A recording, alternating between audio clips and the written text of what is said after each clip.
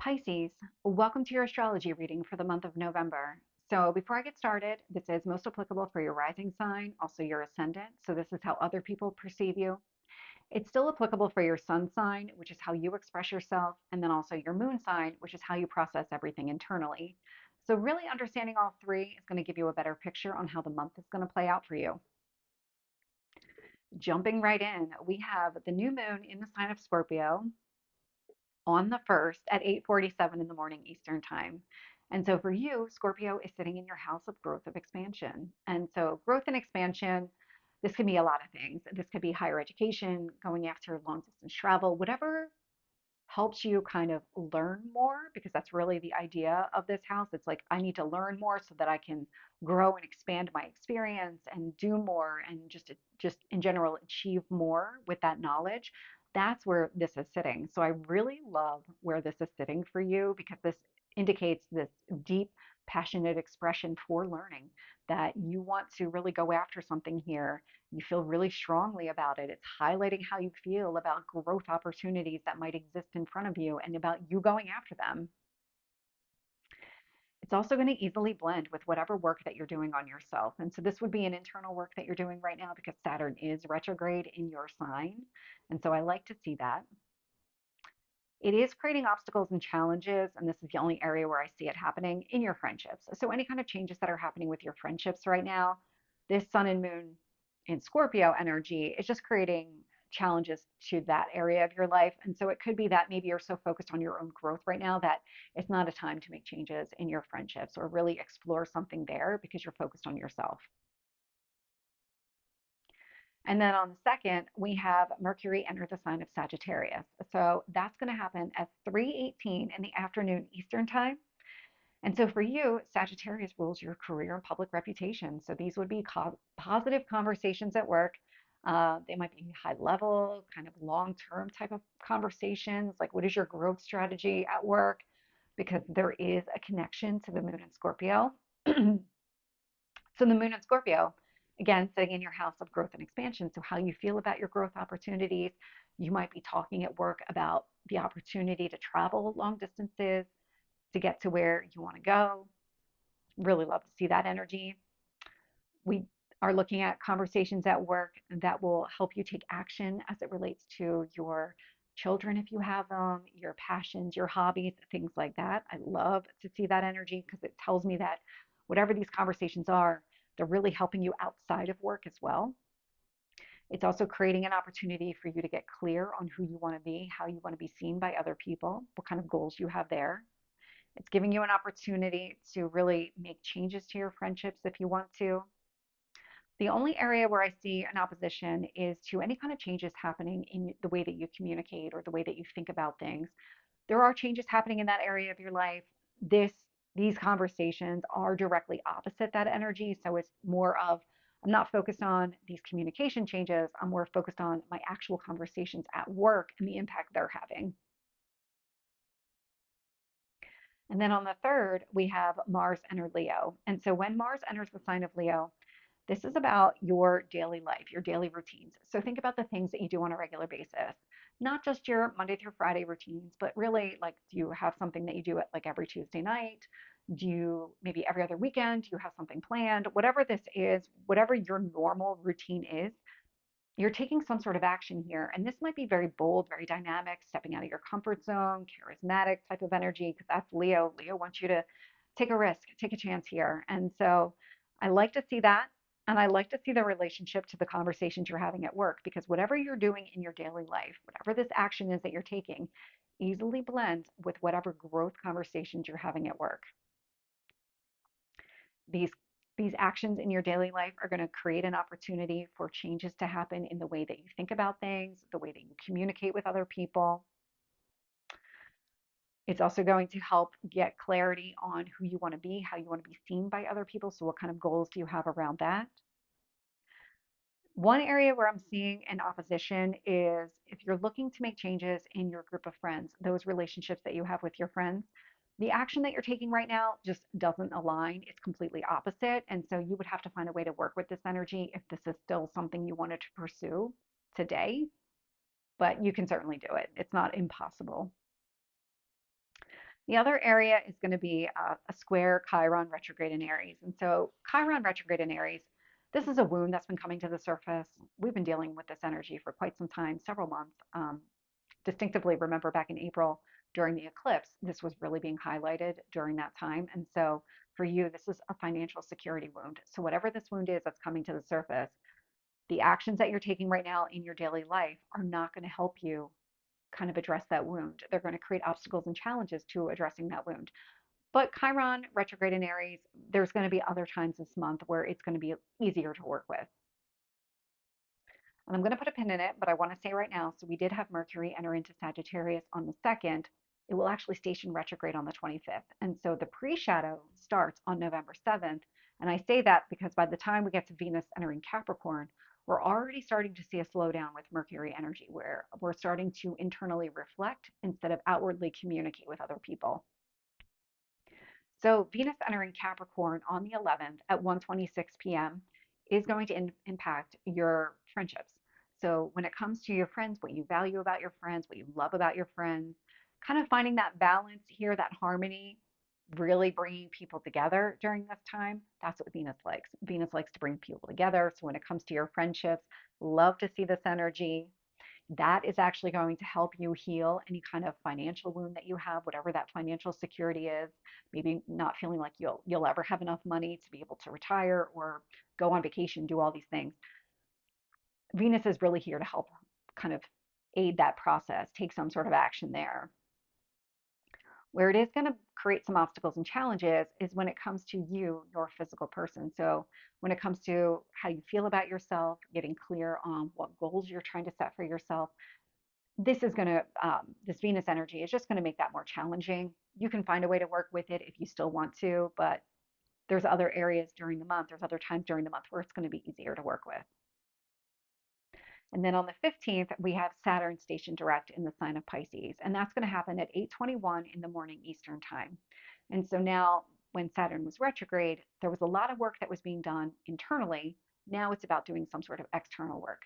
For you, this is sitting in your first house, so this is your physical person. So this would be working on yourself, the way that people perceive you, kind of all of that energy that you've been thinking about, coming up with some sort of strategy. Now's the time to actually put in the effort and have that kind of more front and center, work on it externally. This Saturn and Pisces energy is going to create obstacles and challenges to both your home environment and to your work environment. So the conversations that you're having at work right now related to your growth and expansion, that's going to be a little bit challenging. The same thing with when you think about what you want to grow and expand at home. That's also going to be a challenge now during this time, but it's more of you're so focused on yourself that you're not focused on those areas of your life, but you can certainly find a way to work with that energy if you wanted to kind of go down that path. The same day that we have the full moon in Taurus, we, well, let me repeat that differently. So Saturn stationing direct, full moon in Taurus, same day as that. So that happens at 4:28 p.m. on the 15th. So one was in the morning, one's in the afternoon.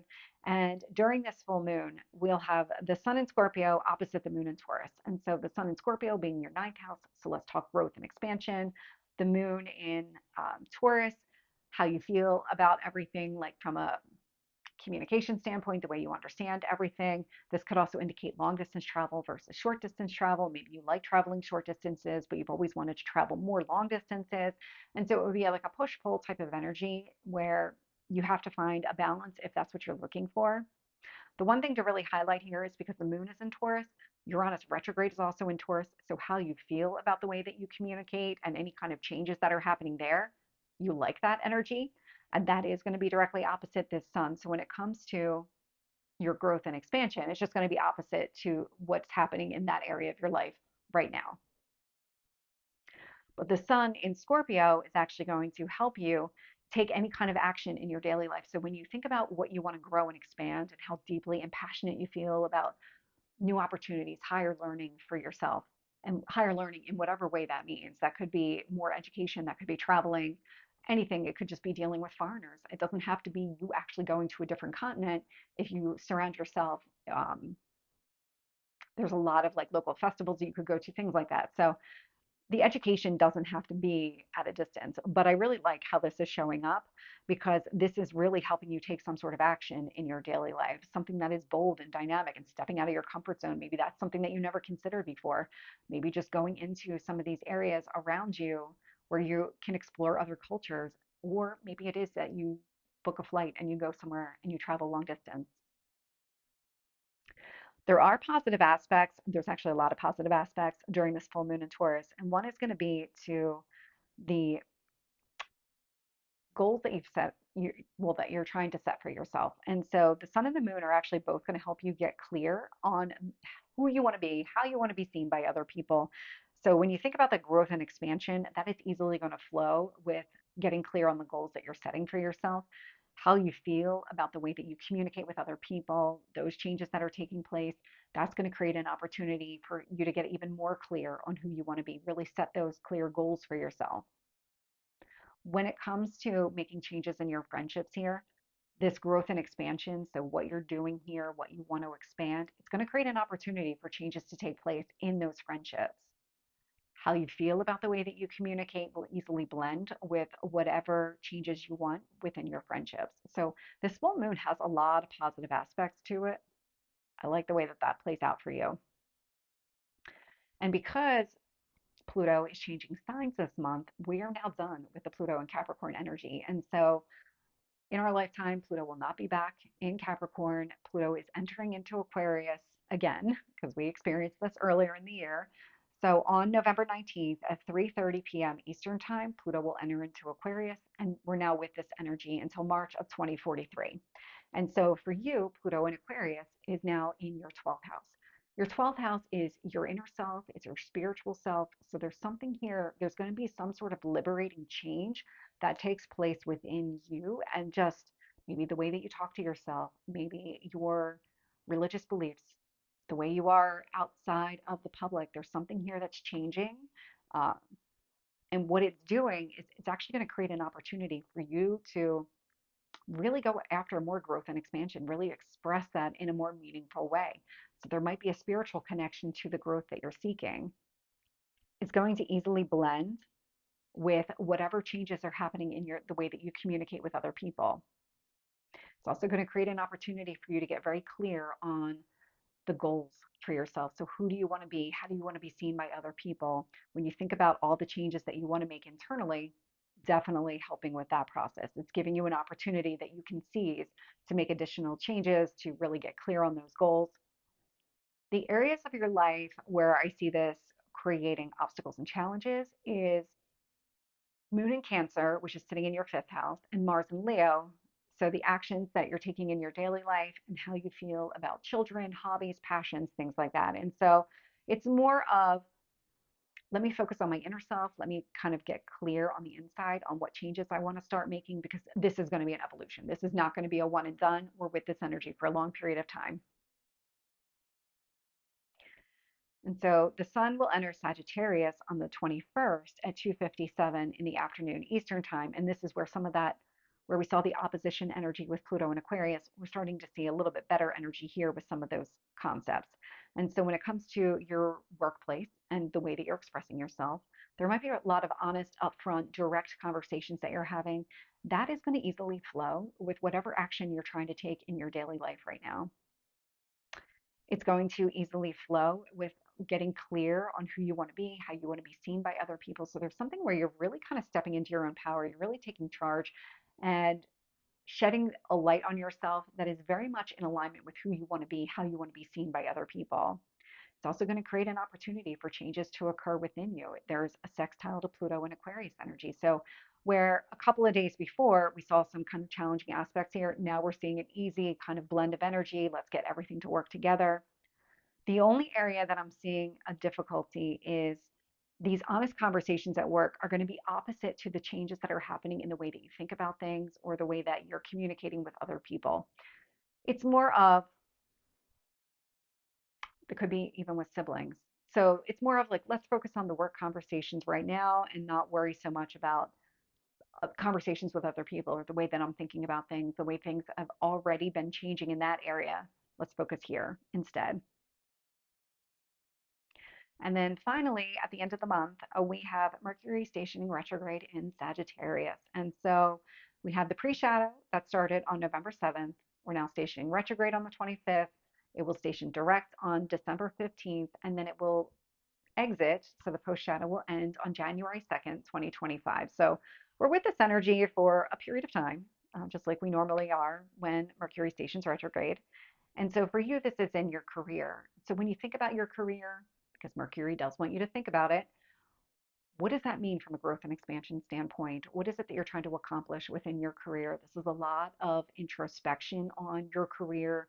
Maybe what are your goals here? What do you want to accomplish? That is actually going to be opposite to any kind of growth that you're looking for in your home environment, because what we're looking at here is a work life balance and type of energy. And so if you're focusing on what you need to grow one, you're not going to be focused on the other.